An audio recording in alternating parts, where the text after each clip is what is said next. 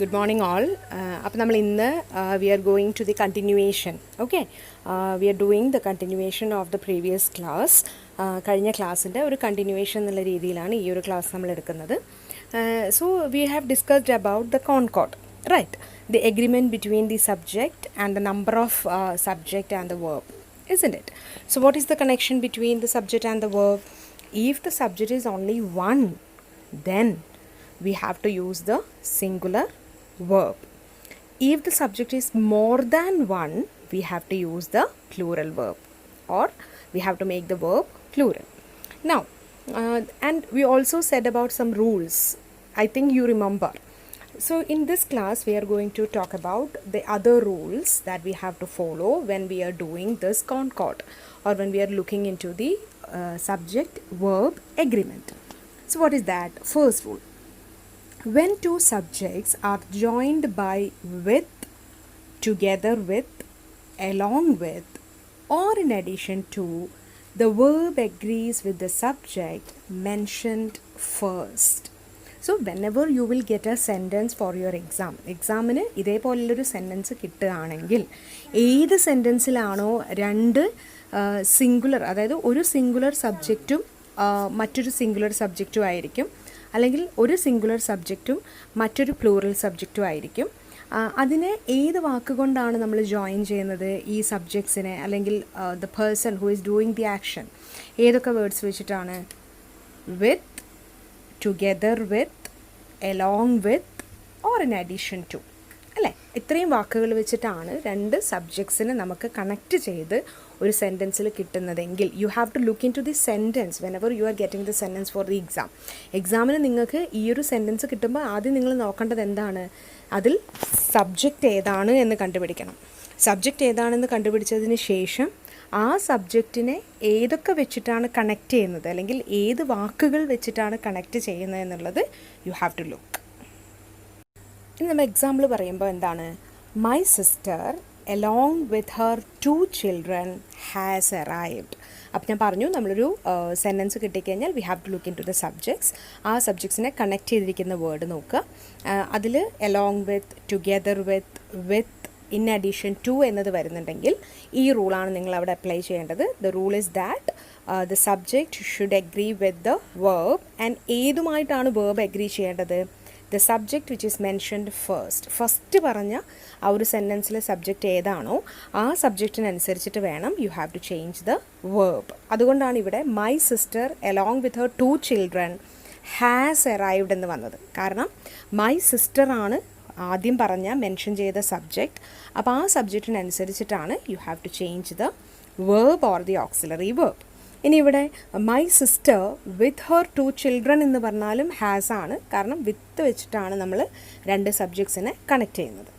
ഇനി when the subject of a sentence begins with each, every, either, neither of, the verb is always singular. അതായത് നോക്കുക, സെൻറ്റൻസിൻ്റെ സ്റ്റാർട്ടിങ്ങിൽ നമുക്ക് ഈ വാക്കുകൾ വരുന്നുണ്ടെങ്കിൽ each, every, either, neither of ഒക്കെ വരുന്നുണ്ടെങ്കിൽ the verb is always singular. അപ്പോൾ ഒന്നും നോക്കേണ്ട ആവശ്യമില്ല, വേർബിനെ എന്താക്കിക്കൊള്ളുക? സിംഗുലർ ആക്കിക്കൊള്ളുക. Like every boy and every girl loves adventure, every one of us is ready to obey you. Every one of us, അവിടെ എവ്രി വന്നതുകൊണ്ട് is ready to obey you. Auxiliary verb എന്താവും? സിംഗുലർ ആവും. അതേപോലെ either of the players ആണെങ്കിലും singular അല്ല, plural subject ആണെങ്കിലും either വന്നതുകൊണ്ട്, അതായത് രണ്ടിൽ ഒരാൾ എന്ന സെൻസാണ്, എയ്തർ വന്നതുകൊണ്ട് അവിടെ നിങ്ങൾ എന്ത് ചെയ്യണം?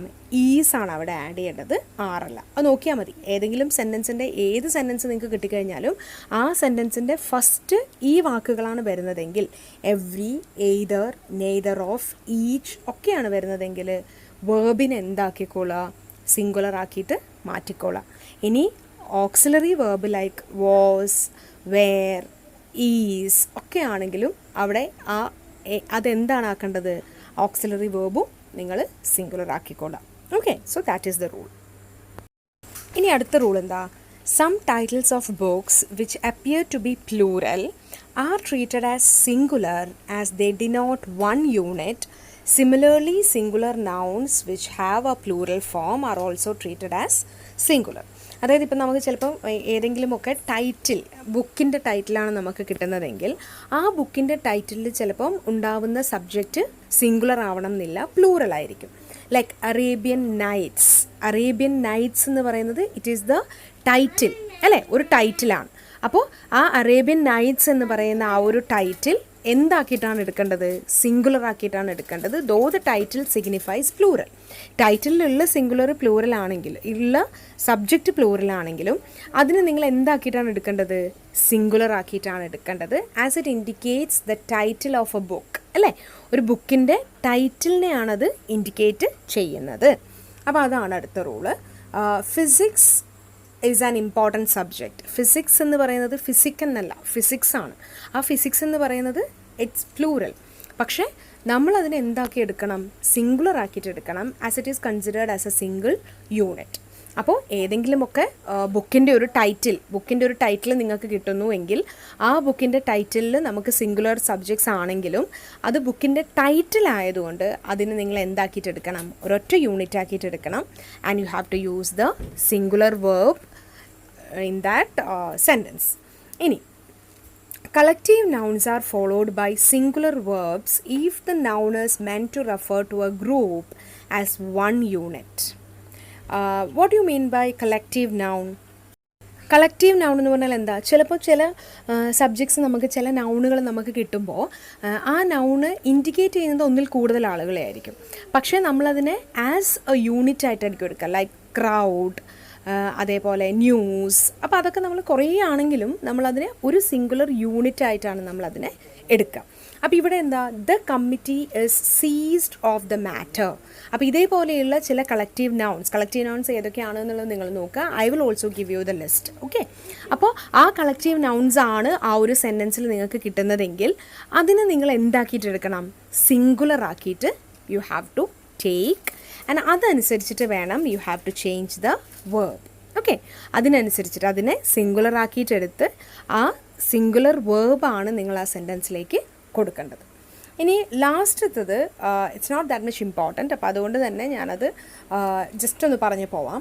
Four the purpose of concord, uncountable nouns are treated as singular. അതായത് കോൺകോർഡിൻ്റെ പേർപ്പസിന് വേണ്ടി മാത്രം നമ്മളിപ്പോൾ വാട്ടർ, എയർ, അല്ലെങ്കിൽ നമ്മൾ പറയുന്നു റൈസ്, ഇതൊക്കെ നമുക്ക് എണ്ണി തിട്ടപ്പെടുത്താൻ പറ്റാത്ത, ഗോൾഡ് എന്നൊക്കെ പറയുന്നത് നമുക്ക് എണ്ണി തിട്ടപ്പെടുത്താൻ പറ്റാത്ത അൺകൗണ്ടബിൾ നൗൺസ് ആണ് അല്ലേ.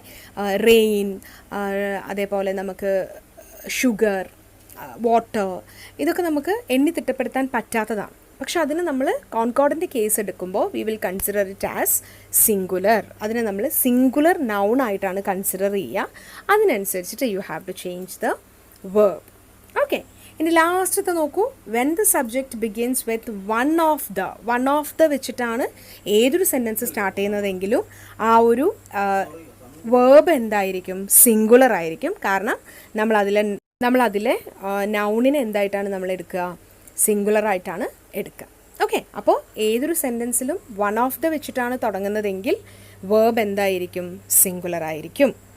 ഇനി ഈ ക്ലാസ് നല്ലോണം ശ്രദ്ധിച്ച് കേട്ടതിന് ശേഷം you have to answer these things. Okay, there are some questions which is given at the end and of the text നോക്കിയാൽ നിങ്ങൾക്ക് മനസ്സിലാവും. And you have to write those answers and submit today itself.